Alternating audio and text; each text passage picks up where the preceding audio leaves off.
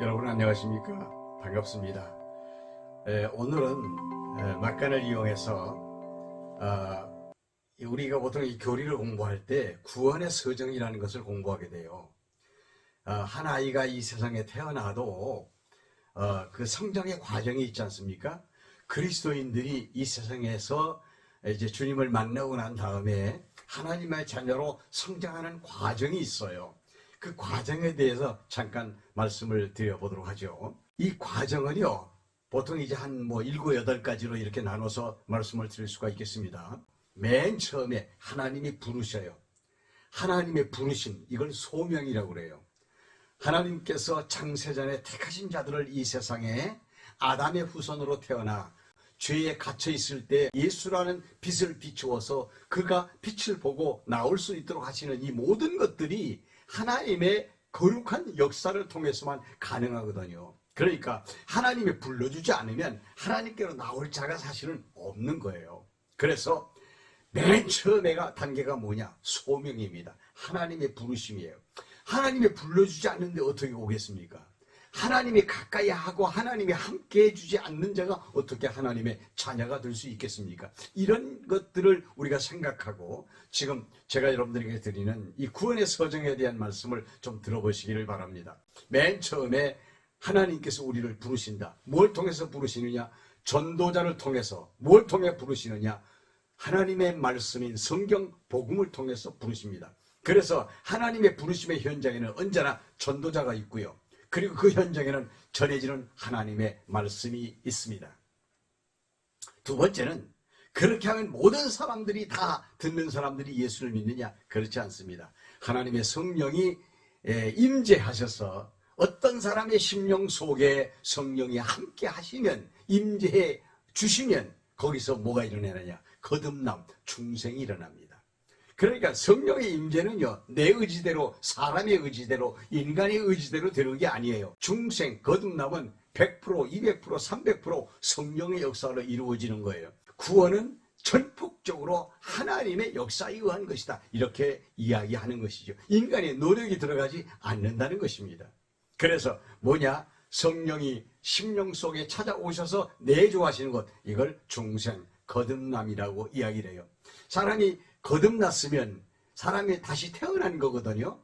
태어났으면은 그때부터 이제 인지하는 기능이 생기게 되는 거예요.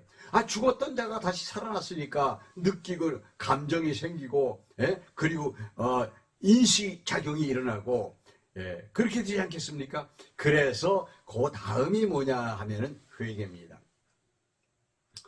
그저 나도 잘 모르는데, 예수가 어떤 분이신지도 사실은 확실하게 잘 모르는데, 예수가 널 위해서 십자가에 못 박혀 죽었다 하고 얘기하는 순간에 눈에서 눈물이 펑펑펑 쏟아지고 웁니다.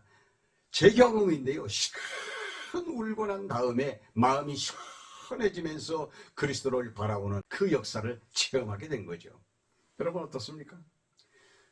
소명 불러서 거듭나게 중생시켜서 그리고 회개시킴으로 깨끗하게 해서 그리스도를 바라보고 믿음을 갖게 하고, 믿음을 갖게 한 자에게 너는 이제부터 거룩한 자다라고 칭의의 은혜까지 주십니다.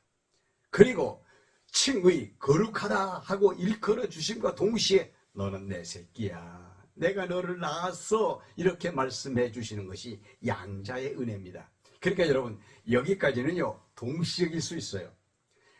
한 자리에서 한 시간에 다 이루어질 수 있는 게 이겁니다. 그럼 뭐죠? 소명, 중생, 회개, 믿음, 칭의, 양자, 여기까지는요 동시적으로 6가지가 이루어질 수 있어요. 시간이 걸리지 않는다는 얘기입니다. 그 다음에는요, 하나님의 아들이라고 하는 일컬어짐을 받았으면 하나님의 아들답게 살아야 되죠. 그래서 하나님을 닮아가는 삶이 성화의 삶입니다.